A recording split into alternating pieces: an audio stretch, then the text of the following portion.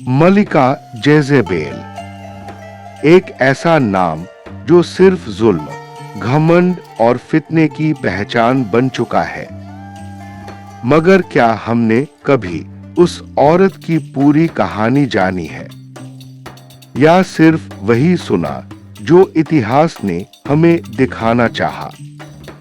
ये कहानी है एक शहजादी की, जो अपनी कौम की नफरत, हुक्मरानी की गंदी चालों और अपनी ही जिद और अहंकार का शिकार बन गई।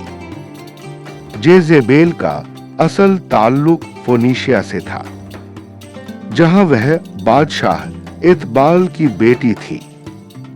वहां का रहन सहन का निजाम और रिवायतें इस्राएल से बिल्कुल अलग थी। वहां बाल और अशेराह की पूजा होती थी, और जेजेबेल इसी मजहबी माहौल में पली बढ़ी। जब जेजेबेल की शादी बादशाह आहाब इस्राएल से हुई, तो ये सिर्फ एक शादी नहीं थी, ये दो सल्तनतों के दरमियान एक सियासी समझौता था। इस्राएल के लिए जेजेबेल एक अजनबी थी, और जेजेबेल के लिए इस्राएल एक ऐसी जमीन थी जहां उसके अकीदे को कबूल करने के लिए कोई तैयार नहीं था। लेकिन जेजेबेल कोई कमजोर औरत नहीं थी। उसके पास तेज दिमाग, खुद पर पूरा यकीन और हुक्मरानी हासिल करने का शदीद जुनून था।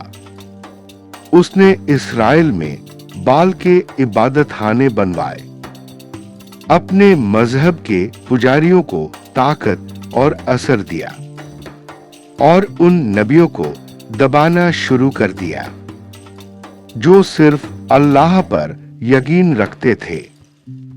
यहीं से जेजेबेल को बदकिरदार मलिका का लक़ब मिला। मगर असल सवाल यह है, क्या जेजेबेल वाकई सिर्फ बुरी थी, या वो सिर्फ अपनी पहचान और अपने अकीदे को बचाने की जंग लड़ रही थी?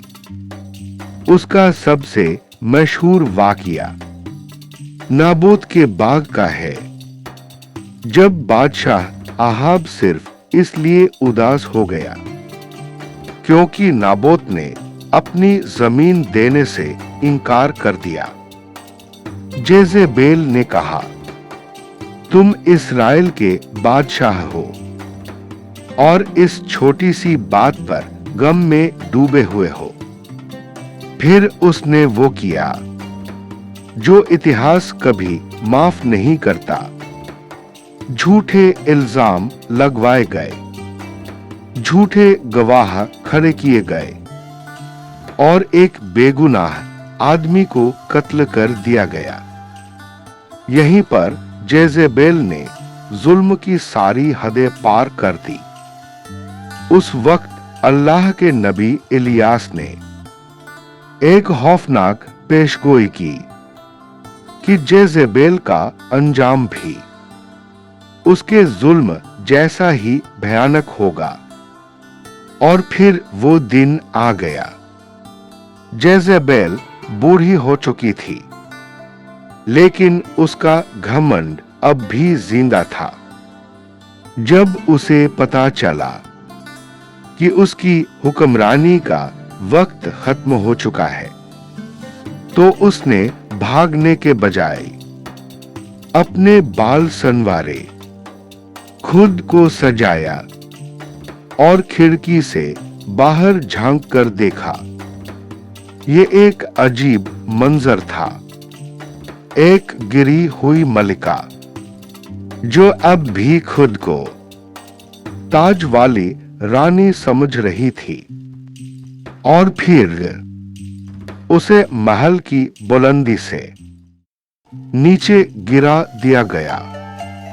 उसका जिस्म जमीन पर गिरा, और इतिहास के मुताबिक उसकी लाश को कुत्तों ने खा लिया। बिल्कुल वैसा ही जैसा पहले बता दिया गया था। मगर जेजेबेल की कहानी यही खत्म नहीं होती। आज भी जेजेबेल की सोच का जिक्र होता है।